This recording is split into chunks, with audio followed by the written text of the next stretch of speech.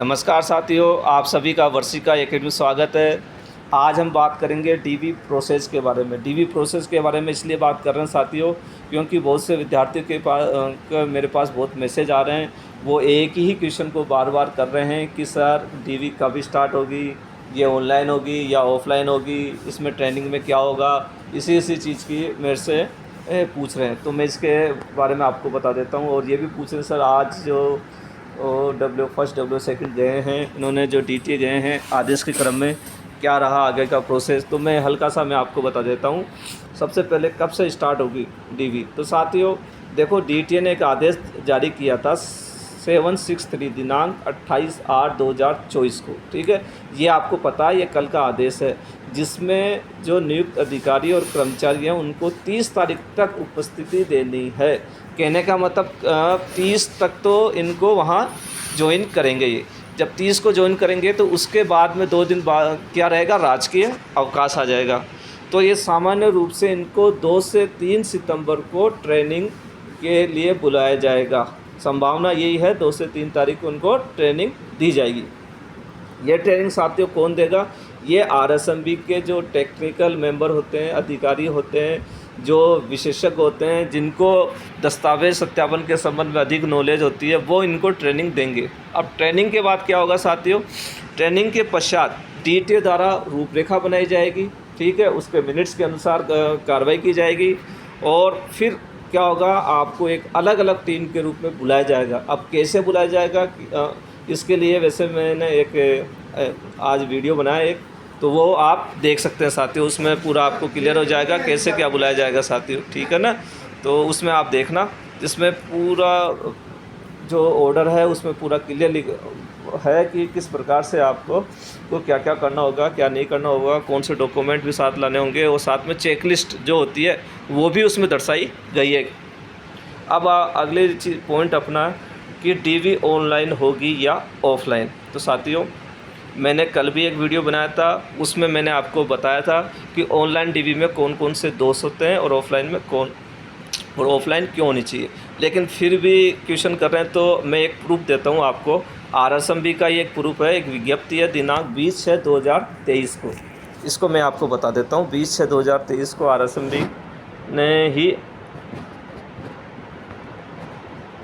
ये देखिए साथियों, ये आरएसएमबी की विज्ञप्ति है। इससे आपको क्लियर हो जाएगा ऑनलाइन होगी या ऑफ़लाइन होगी। देखो ये 20/6/2023 को है। यह विज्ञप्ति प्राथमिक एवं उच्च प्राथमिक विद्यालय अध्यापक लेवल 1 और 2 की सीधी भर्ती 2022 के लिए जारी की गई थी। ये आपको आरएसएमबी की साइट पे मिल जाएगी। अब लास्ट इसमें साथियों ये 3 पॉइंट दिए गए हैं, यही तीनों पॉइंट काम है।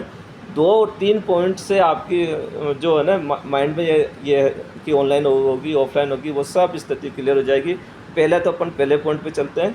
इसमें लिखा हुआ है दस्तावेज सत्यापन हेतु सूचीबद्ध अभ्यर्थी विस्तृत आवेदन पत्र दिनांक इतने से इतने तक ऑनलाइन ही भरेंगे। ठीक है, यही काम साथियों आपने किया है। ठीक है, दस्तावेज सत्यापन का शुल्क भी ऑनलाइन जमा होगा, ये भी आपने किया है। उस विस्तृत आवेदन को भरने के लिए अभ्यर्थी को अपनी एसएसओ आईडी से, ये भी आपने किया है। रिक्रूटमेंट पोर्टल पर जाकर यहाँ से आप भरेंगे। ठीक है, ये सिक्योरिटी फॉर्म आएगा, संबंधित के नाम लिंक के सामने अप्लाई नाउ जाकर विस्तृत आवेदन पर और 100 रुपये जमा कराए। ये सब आपने कर लिया। अब सेकंड बात जो चीज़ है, अब इसको ध्यान से समझना इस पॉइंट को। इसमें लिखा हुआ अभ्यर्थी उक्त ऑनलाइन विस्तृत आवेदन की प्रक्रिया पूर्ण कर इसकी 2 प्रति, कह रहा है जैसे आवेदन की अंतिम तिथि जो हो जाएगी उसके बाद में 2 प्रति एवं जमा फीस की प्रति प्रिंट कर दस्तावेज सत्यापन के लिए अपने साथ लाएगा। अब ये देखो साथी, जब एक तो क्या क्या लाएगा, 2 तो प्रति और जमा फीस की रसीद। ठीक है, जो 100 रुपये की जो रसीद है वो दस्तावेज सत्यापन के अपने साथ लाएगा। अपने साथ लाने का मतलब क्या हुआ कि ऑफ़लाइन डीवी की बात कर रहा है ये, कि क्योंकि दस्तावेज सत्यापन जो होते हैं वो ऑफ़लाइन डीवी के माध्यम से ही उनकी पुष्टि की जा सकती है, ऑनलाइन नहीं की जा सकती है। ऑनलाइन के लिए बहुत समय लगेगा साथियों। अभी अगला है सूचीबद्ध अभ्यर्थी को पात्रता की जांच एवं दस्तावेज के सत्यापन हेतु निर्धारित कार्यक्रम के संबंध में अलग से सूचित किया जाएगा। ये भी बिल्कुल सही बात है साथियों। जब आपको डॉक्यूमेंट आपने फॉर्म भर दिया, फॉर्म भरने के बाद इनकी जांच कब होगी, क्या होगी, इसके लिए आपको अलग से सूचित किया जाएगा। और इसके संबंध में खुद RSMB ने आपको जो दिशा निर्देश दिए थे उसमें भी यही लिखा हुआ है कि दस्तावेज जांच के लिए आपको अलग से DTA की साइड में देखना होगा, वो आपको बुलाएंगे। तो मैं ये कह रहा हूँ DTA आपको अभी जल्दी ही बुलाने वाला है, ऑफलाइन बुलाएगा और आपके पास समय कम रहेगा साथियों। मैंने पहले भी 1-2 वीडियो बनाए, वो देख लेना। और आज एक वीडियो और मैंने बना रहा हूँ, उसमें पूरी चेकलिस्ट मिलेगी आपको। जो हमारे टाइम पे जो चेकलिस्ट थी वही, उसमें कुछ हो सकता है चेंज हो जाए, लेकिन उस चेकलिस्ट के अनुसार आप अपने डॉक्यूमेंट साथियों जमा लेना।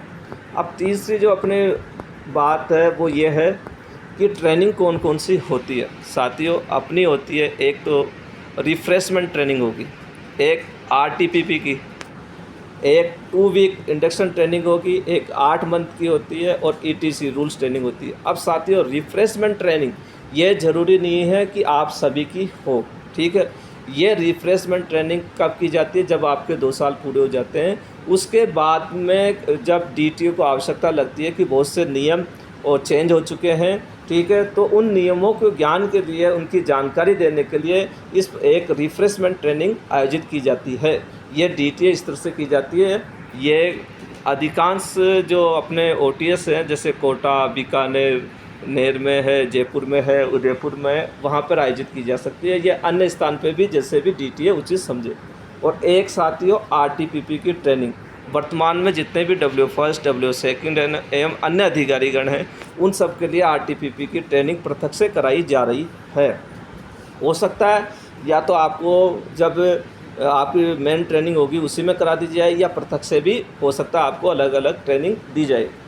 अब जो मेन चीज़ है कि प्रोबेशन में कौन कौन सी ट्रेनिंग होगी आपकी, तो साथियों प्रोबेशन में आपकी 2 ट्रेनिंग होगी। पहले एक तो 8 मंथ वाली ट्रेनिंग साथियों, ये मस्ट ट्रेनिंग होती है। ये इस ट्रेनिंग में यदि आप फेल हो जाते हैं 2 बार से अधिक, तो आपको नौकरी से निकाला भी जा सकता है, ठीक है। और एक होती है 2 वीक इंडक्शन ट्रेनिंग। तो ये दोनों ट्रेनिंग जब हो जाएगी तभी आपका स्थायीकरण होगा, इससे पहले आपका स्थायीकरण नहीं होगा साथियों।